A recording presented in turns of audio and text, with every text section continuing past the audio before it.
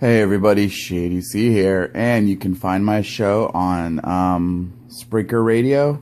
Just look up the Shady C Experience. Now time for my shoot. Before I go on, you can also find me on www.blogtalkradio.com/wrestling+1. Now for my rant. I've listened to the Don, Tony, and Kevin Castle show twice, where they stick up for CM Punk. Where they stick up for WWE. And I listened to Breakfast with Blassie and this week's Don, Tony, and Kevin Castle show. Both times. And what Don Tony does is he does that little immature, childish thing where he'll say, "Oh, I'm a big CM Punk fan." That would be like if your wife made you this horrible dinner, and every dinner she makes for you is horrible, disgusting. You say, "Honey, I really like your cooking, but you can't cook for shit." That's what he does. He'll sit there and go, "Oh, well, I really like CM Punk."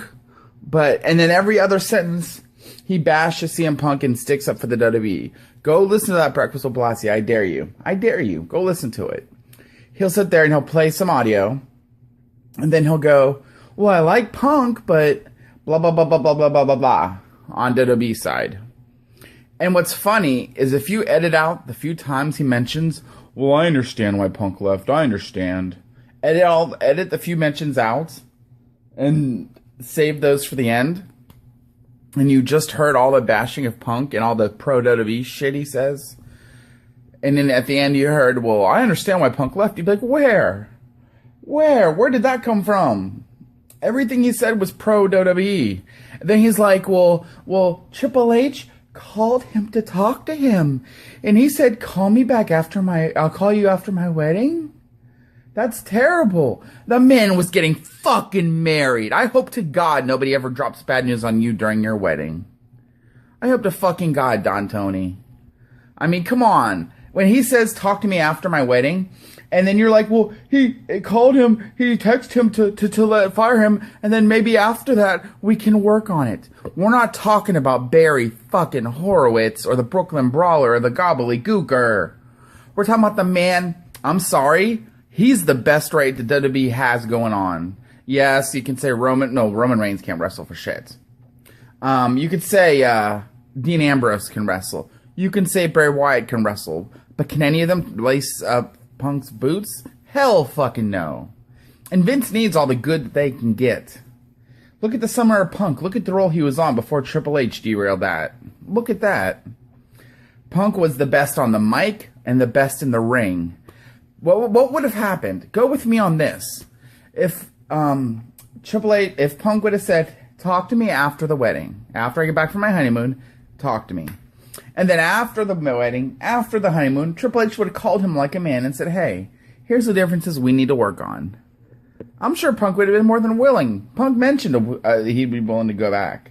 He said, "They sure as hell called me when my arm was fucking just after the surgery."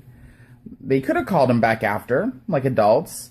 Like I said, the problem is, Punk is a top-tier talent, though Triple H never looked at him as a top-tier talent. Fact. He was outselling Cena in merch. Nobody outsells fuckboy buckethead John Cena. And yes, I can't stand John Cena. Anyone who knows my videos or knows my show knows that about me. I can't stand the fucking PG fucking cock-knocking clown. He's a piece of shit. Punk was the greatest thing. Punk had that little bit of attitude in an era that sorely needs some attitude. And for all you fuckers who are gonna view this video and go, but the PG era it's so good, it's so good. Let's look at the ratings. The highest rated segment in Raw history. I'm just derailing for a minute. I'm gonna get back to Don Tony in a minute. The highest rated segment on Raw was the Foley Rock This Is Your Life. I believe they said drew in the 9s. In comparison, right now, WWE draws in the low 3s. Low 3s, very rarely, once in a while, they'll jump up into the 4s for a brief second. And oh my God, Triple H must have a hard-on when that happens. We're in the 4s? We're in the 4s? And then next week it goes right back down. They don't know how to carry momentum. They have issues when it comes to carrying momentum. It's true, whether or not you believe me. Back to Don Tony now. And he does that shit.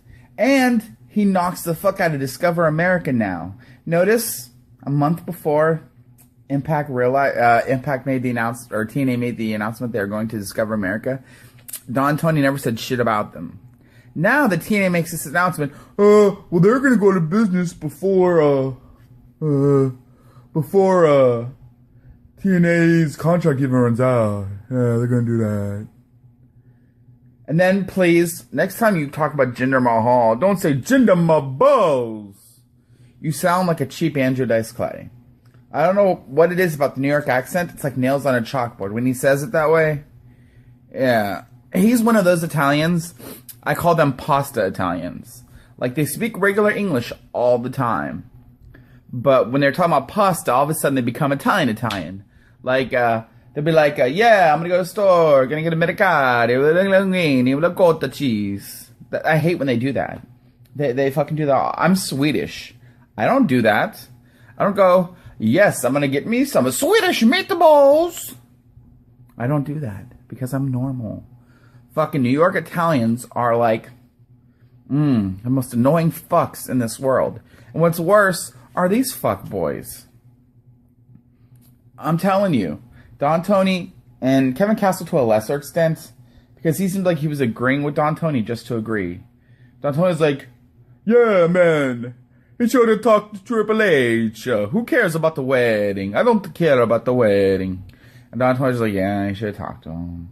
Don Tony, I think, disagrees with, Kevin Castle, I think, disagrees with Don Tony more than he lets on. The only thing on the last show he said that I was really like, wow, he's standing up, was about the Charlotte thing.